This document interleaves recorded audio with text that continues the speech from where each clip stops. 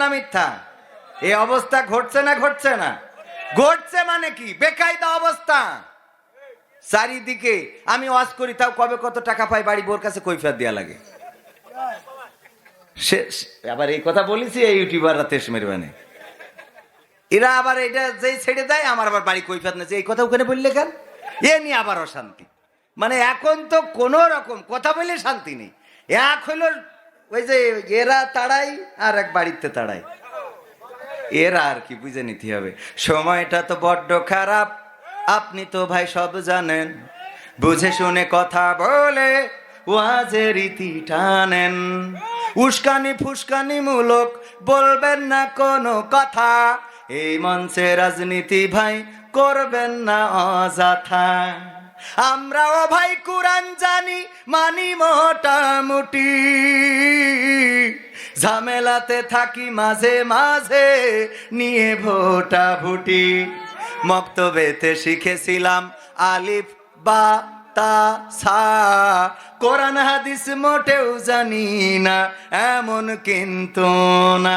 তাই রাজনীতি চলবে না ও হুজুর, রাজনীতি চলবে না, তাই রাজনীতি চলবে না ও ভাই, রাজনীতি চলবে। এবার বলে হুজুর শোনেন, আমিও একবার মাহফিল দিছিলাম, একটা হুজুর আনিলাম ঢাকাতে, সেই হুজুরি কত সুন্দর করে ওয়াজ করিল। আমি বললাম কি ওয়াজ করিল? বলছে অমুক হুজুর ওয়াজ করিল কত মধুর সুর, কবরেতে গেলে পাবো ৭০,০০০ হুর। আছে না নাই? অমুক হুজুর ওয়াজ করে কত মধুর সুর, কবরেতে গেলে পাবো ৭০,০০০ হুর। অনেকে দোয়া আছে পড়লে কোটিতে সওয়াব, সারা জীবন পাপ করিলেও পেয়ে যাব মাফ। বাপ দাদার নাজাত দিতে করেছি ৪০, আমার বেলায় ৪টা গরু গোয়াল ঘরে পোষা। আমিও ভাই কিছুটা জানি, মানি না তা না, ছোটবেলায় শিখেছিলাম আলিফ বা তা সা। তাই রাজনীতি চলবে না ও হুজুর, রাজনীতি চলবে না, তাই রাজনীতি চলবে না ও ভাই, রাজনীতি চলবে। এবার বলছে হুজুর আপনি মনে করছেন আমি ইসলামের আনি আইন কানুন মানি না? তা না, আমিও মানি মানি মানি রে। আমি বললাম কি কি মানেন?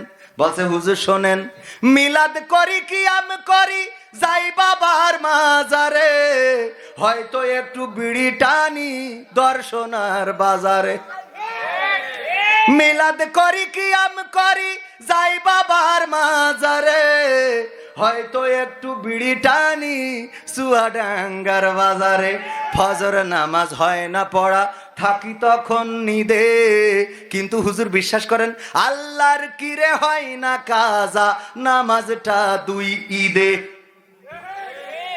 কথা ঠিক আছে? কথা কন না কেন?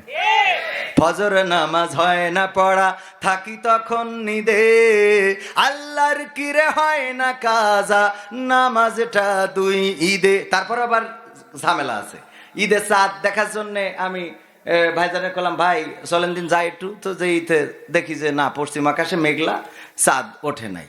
মানে ওঠে নাই বলতে দেখা যায় নাই। তো ভাই বলছে টেনশন করার দরকার নেই, চলেন চাঁদ দোকানে যাই, ওখানে বসলি ওই টেলিভিশনের সাংবাদিক কি কয়ে দিবেন। টেলিভিশন জুড়েছি, বলছে আগামীকালকে ঈদুল আজহা জানাজার নামাজ হবে। তাই আমি বললাম ভাই তাহলে তো ঈদুল আজহা মরি শেষ, এখন বাকি আছে খালি ঈদুল ফিতর, এটাও না জানি কবে মরে ভূত হয়ে যায়।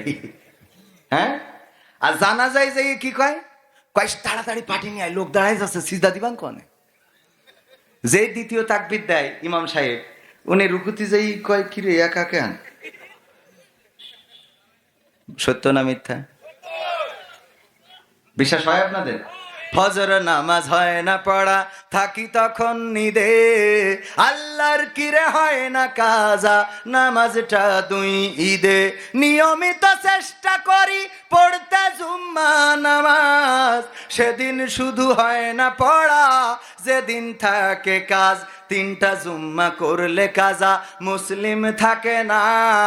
এই হাদিসটা ভালো করে আমার আছে জানা, তাই রাজনীতি চলবে না।